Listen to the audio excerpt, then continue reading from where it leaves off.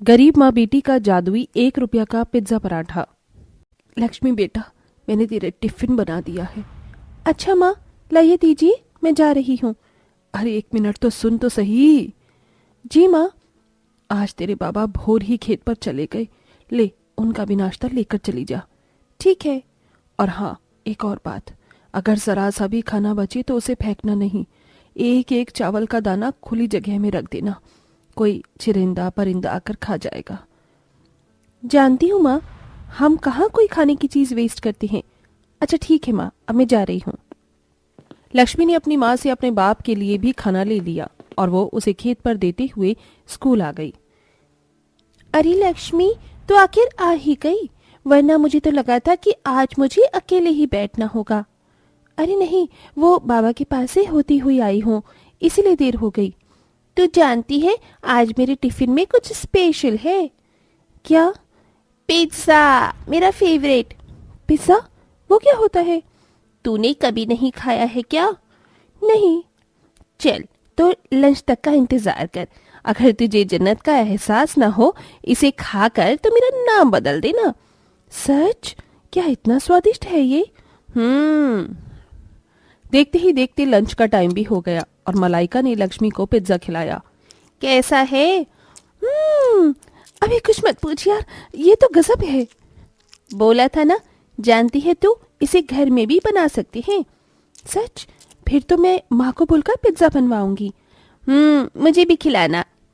लक्ष्मी अपनी माँ से पिज्जा बनवाने के लिए पूरा पूरा मन बना चुकी थी। स्कूल से घर आकर लक्ष्मी अपनी माँ से बोली, मैं आ गई माँ। माँ, मेरे लिए पिज्जा बनाओ ना। पिज्जा? तुझे अचानक क्या हुआ? हाँ माँ, मुझे पिज्जा खाना है, मुझे वो चाहिए। पता है, वो बहुत ही स्वादिष्ट होता है। अच्छा, कहाँ खा लिया तूने पिज्जा? मुझे आज मलाइका ने खिलाया। माँ, मेरे लिए आप प्लीज पिज्जा बनाओ ना।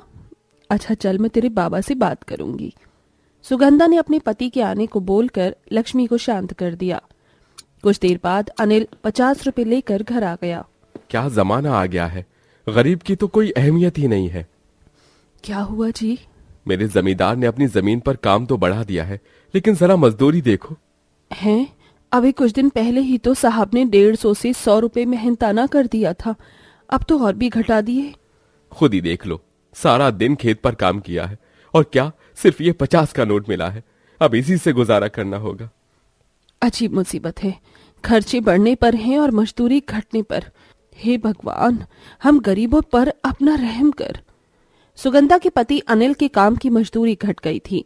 अब उसे 100 के बजाय बस 50 रुपए ही मिलते थे, जिसमें अनिल का घर चला पाना बहुत मुश्किल था। अनिल जी, आटा खत्म हो गया है और माँ जी की दवा भी नहीं है। तो मैं क्या करूं सुगंधा, तुम ही बताओ। मैं आज के भी 50 रुपए तुम्हें दे चुका हूं, अब इससे ज्यादा मैं कुछ नहीं कर सकता। जानती हूँ, लक्ष्मी स्कूल से बस आती ही होगी। 2 रोटियों का आटा है, मैं उसी से उसकी रोटियां बना देती हूँ। नहीं, रुको, मैं अभी कहीं से पैसों का इंतजाम करता हूँ।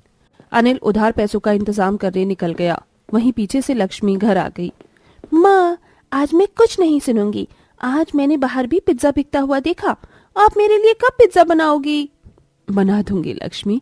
अभी देख, तेरी दादी की तबीयत खराब है, पहले इनकी दवाई आना जरूरी है। पिज्जा वगैरह तो बात की बातें हैं। इसका मतलब आप मेरे लिए पिज्जा नहीं बनाओगी? उदास मत हो मेरी गुड़िया। अच्छा चल, मैं तेरे लिए पिज्जा आज ही बनाऊंगी, लेकिन एक नजर मुझे उसे देखना होगा। सुगंधा ऐसे बोलकर बाजार आ गई। मेरी जेब में तो 1 रुपया नहीं है, लेकिन हाँ, एक नजर बस पिज्जा देख लूं तो जरा अंदाजा हो जाएगा। सुगंधा बाजार में चल ही रही थी कि तभी उसे एक बड़ी पिज्जा शॉप दिखाई दी, जिसके बाहर पिज्जा ही पिज्जा छप रहे थे। अच्छा, तो ये है पिज्जा। अच्छा, अरे इसे तो मैं यूं ही बना दूंगी। सुगंधा पिज्जा देख कर आ गई। अरे माँ, आप आ गई? आप तो कोई सामान लेकर आई ही नहीं हो। बेटा, घर में जो सामान है मैं उसी से तेरे लिए पिज्जा बना दूंगी, बस तेरे बाबा थोड़ा सा राशन ले आए। मैं आ गया। अरे वाह, कहते ही बाबा भी आ गए। ये लो सुगंधा, ये कुछ पैसे मैं उधार लाया हूँ और ये थोड़ा सा राशन। अब मैं खेत पर जा रहा हूँ। अनिल खेत पर चला गया। लक्ष्मी बेटा, ये ले पैसे और जाकर किराने वाले से 10 रुपए की मैदा ले आ। जी माँ। लक्ष्मी जाकर मैदा ले आई। चलो अब मैं पहले इसका नीचे का पराठा बना लेती हूँ। माँ, ये पराठा ओवन में बनता है? एक बार तवे पर सेकने की कोशिश करती हूँ, हो सकता है कि बात बन ही जाए। सुगंधा ने तवे पर पिज्जा का पराठा बनाना शुरू किया, लेकिन वो तवे से ही चिपक गया। अरे नहीं, लेकिन मैं हार नहीं मानूंगी। लक्ष्मी बेटा, इस जले हुए पराठे को जाकर पड़ोसी की गाय को खिला आ। हमें खाना बर्बाद नहीं करना चाहिए। तब तक मैं इसे दोबारा बनाने की कोशिश करती हूँ। सुगंधा ने दोबारा से पिज्जा बनाना शुरू किया। माँ, ये आपने क्या बनाया है? इसे कहते हैं काम चलाओ ओवन। चूल्हे के ऊपर कढ़ाई रखो, कढ़ाई में नमक डालो और एक प्लेट को उल्टा करके रख दो। अब लक्ष्मी, मुझे ये बना हुआ मैदा दे दे। जी। जय माता रानी। हे माँ, बस अब मुझे कामयाबी दे देना। सुगंधा ने माता रानी का नाम लेते हुए उस बने हुए मैदे को अपने घरेलू ओवन में डाल दिया। सुगंधा को तो कोई दिखाई नहीं दे रहा था, लेकिन सुगंधा के पास में ही स्वयं माता रानी खड़ी हुई थी। जैसे ही सुगंधा ने मैदा को पकने के लिए ओवन में डाला, माता रानी ने उस कढ़ाई की तरफ अपना हाथ उठाया। उनके हाथ से एक रोशनी निकली जो उस कढ़ाई पर पड़ी। उसके बाद सुगंधा ने घर में रखी हुई सब्जियां देखी। अरे, घर में तो बस प्याज और टमाटर ही हैं, अब मैं क्या करूं? सुगंधा ऐसे बोल ही रही होती है कि तभी माता रानी ने उन सब्जियों की तरफ को भी हाथ उठाया और वो सब्जियां भी अचानक 2 से 4 में बदल गईं। अरे, ये अचानक यहाँ शिमला मिर्च और मक्का कैसे आ गई? माँ, ये पहले से ही होगी। शायद आपका ध्यान नहीं गया होगा। हाँ, शायद। सुगंधा ने उस पर ध्यान नहीं दिया। कुछ ही देर में उनका पिज्जा बनाने का पराठा भी बनकर तैयार हो गया। लेकिन देखने की ये बात थी कि उसने एक पराठा बनने को रखा था, लेकिन ओवन से 2 पराठे निकल कर आए थे। यह कैसे हुआ? मैंने तो बस एक पराठा बनने को डाला था, लेकिन ये तो सही कहा। ये कैसा चमत्कार है माँ? दोनों माँ बेटी सोच में पड़ गई, लेकिन उन्होंने तब ज्यादा उसके ऊपर ध्यान नहीं दिया। ऐसे ही जब उन्होंने दूसरी बार पराठा पिज्जा बनाना शुरू किया तब भी यही हुआ, लेकिन तब उनकी इस दुविधा को दूर करने स्वयं माता रानी प्रकट हुई। माँ, दोनों माँ बेटी उनके आगे हाथ जोड़कर बैठ गई। सुगंधा, मैं तुम्हारी भक्ति, तुम्हारे अन्न को देने की अहमियत को देखकर बहुत खुश हूँ। इसीलिए मैंने तुम्हें आशीर्वाद देकर इस पराठे को 1 से 2 में बदल दिया और इन सब्जियों को भी ज्यादा कर दिया। मैं तुम्हें एक आशीर्वाद देना चाहती हूँ। माता रानी ने एक चुटकी बजाई और सुगंधा की रसोई में एक बहुत बड़ा ओवन आ गया। तुम इसमें जितना सामान डालोगी, ये उसका 10 गुना करके तुम्हें लौट आएगा। तुम इससे अपनी हालातों को बदल सकती हो। जो भी तुम्हारा पिज्जा पराठा खाएगा, उसके सभी दुख दूर होंगे। लेकिन हाँ, तुम्हें इस पिज्जा पराठे को लोगों को ऐसे उपलब्ध कराना होगा जो गरीब से गरीब भी इसे खाने में एक दफा ना सोचे। जी माँ। माता रानी देखते ही देखते आंखों से ओझल हो गई।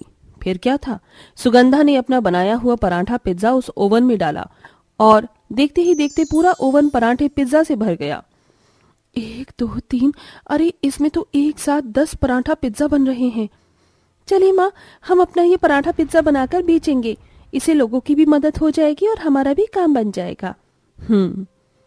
सुगंधा ने इस बारे में अपने पति से बात की और फिर उसने एक छोटा सा ढाबा खोल लिया, जिस ढाबे का नाम Lakshmi magical pizza paratha shop रखा गया, जहाँ पिज्जा पराठा मात्र 1 रुपए में मिलता था।